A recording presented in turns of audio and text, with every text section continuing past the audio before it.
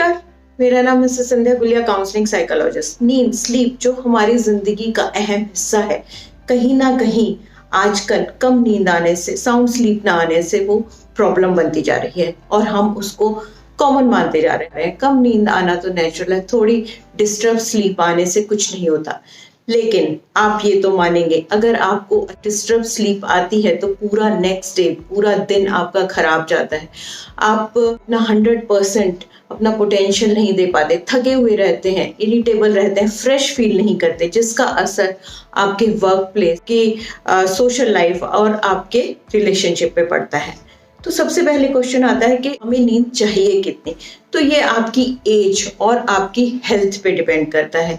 एक नॉर्मल आदमी के लिए 7 से 8 घंटे की नींद काफ़ी होती है, लेकिन क्वालिटी ऑफ लाइफ और आप किस टाइम सोते हैं वो भी बहुत मैटर करता है, क्योंकि डिस्टर्ब स्लीप से हमारे हेल्थ के ऊपर नेगेटिव इफेक्ट होते हैं। मोटापा, mood disorder, high blood pressure, heart diseases और अल्कोहल डिपेंडेंस बढ़ती जाती है, जो कि लॉन्ग टर्म दिखाई देती है।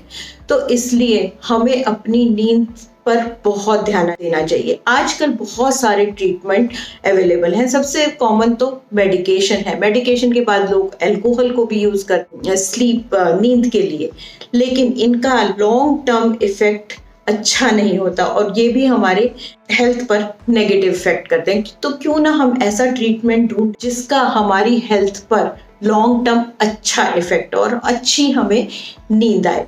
तो सबसे पहले हम देखते हैं कि हम क्या कर सकते हैं जिससे हमारी बॉडी और माइंड दोनों ही शांत हो, काम डाउन हो। तो सबसे पहले है प्राणायाम। प्राणायाम इज फाउंडेशन फॉर बैलेंस।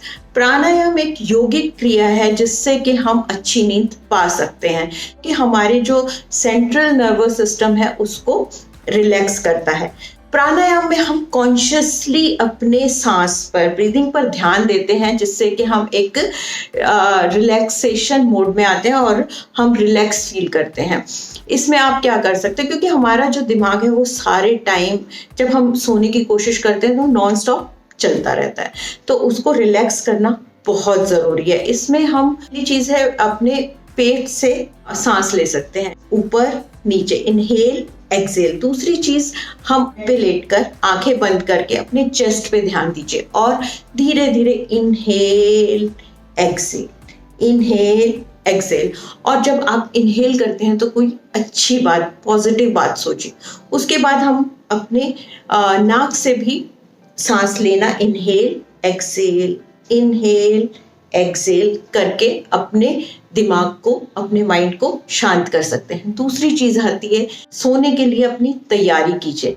हम क्या करते हैं, जब हम रात को सोने की कोशिश करते हैं तो हमारा दिमाग, माइंड नॉन स्टॉप चलता रहता है। पूरे दिन के स्ट्रेस जो हमने किया है, नेक्स्ट डे हमें क्या करना है, जिससे कि हम कहीं ना कहीं हमारे अंदर थोड़ी सी जनरल एंजाइटी स्टार्ट हो जाती है, क्योंकि हमारा दिमाग बहुत नॉन स्टॉप चलता है।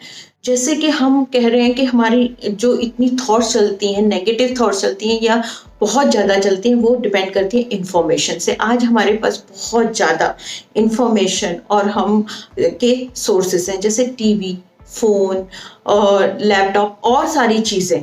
तो हमें क्या करना चाहिए, सोने से 1 घंटा पहले इन सब का त्याग कर देना चाहिए, इनको यूज़ नहीं करना चाहिए। इसको हम स्लीप हाइजीन कहते हैं और अपने सोने की प्रिपरेशन करना कहते हैं और करना चाहिए। इसके बाद आता है कि आप कुछ लिखिए, जर्नलिंग के 2 या 3 सेंटेंसेस ऐसे लिखिए जो आपके पूरे दिन में आपके साथ हुए हैं। उसको जज मत कीजिए, जो भी हुआ है उसको लिखिए और बाद में लिखिए 2-3 चीजें जिसके लिए आप शुक्रगुजार हैं, ग्रेटफुल हैं।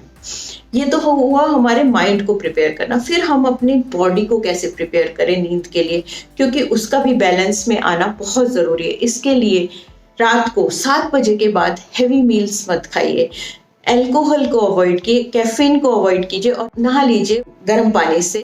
तो ये आपको, आपके शरीर को प्रिपेयर करते हैं सोने के लिए। उसके बाद आता है अपने आत्मा को कैसे प्रिपेयर करें। इसके लिए बहुत ज़रूरी है थोड़ी सी मेडिटेशन कीजिए। नाइट मेडिटेशंस की बहुत सारी एप्स आती है, म्यूजिक आता है रिलैक्स होने के लिए। थोड़ा सा मेडिटेटिव स्टेट में जाइए जिससे कि आप बिल्कुल, आपकी आत्मा, आप भी रिलैक्स हो और आपकी थॉट्स जो हैं वो आपके कंट्रोल में आए, राइट।